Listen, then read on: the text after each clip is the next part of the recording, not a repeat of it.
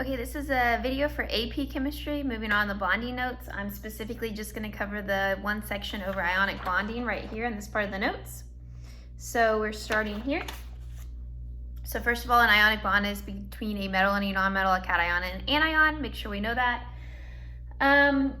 Ionic compounds are crystalline solids at room temperature, and that's kind of what we're talking about is the lattice structures that are happening and the energy involved in it. So that crystal lattice structure, there's going to be energy there, and just like in thermodynamics, we're calculating enthalpy of dissociation, and so that's going to be how those ions are interacting, the attractive forces. And the definition of it is energy required to decompose an ion pair from its structure into ions. So basically, if I put it in water, the energy to break it down from that crystalline structure to something with more disorder, entropy.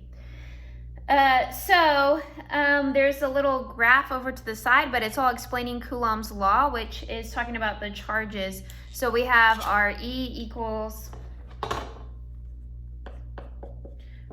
our energy equals our enthalpy of dissociation, which is approximately the positive charge and the minus charge over the radius.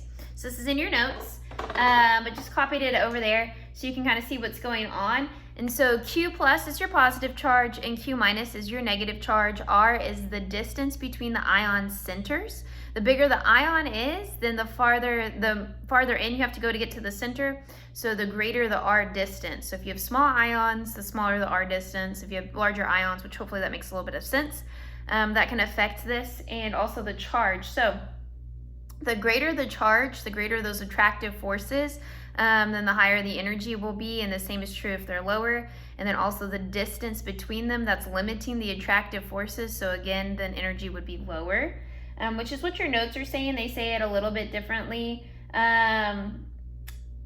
It's important to understand ion-ion attraction because it affects melting point. All ionic compounds have a high melting point, but obviously they don't have the same melting point, and it's because of the different ions present.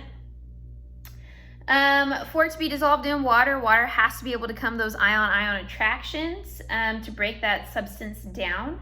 And so then we have lattice energy, which is the same equation, but then we have a K constant, a proportionality constant, that is based on the structure of the solid. It's dependent upon the structure of the solid. So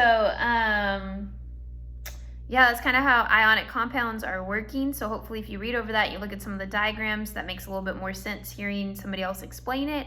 I will also be sharing other videos of people who can do graphs and break it down a little bit better, since I am limited on my technology, or my knowledge, I guess, I don't know.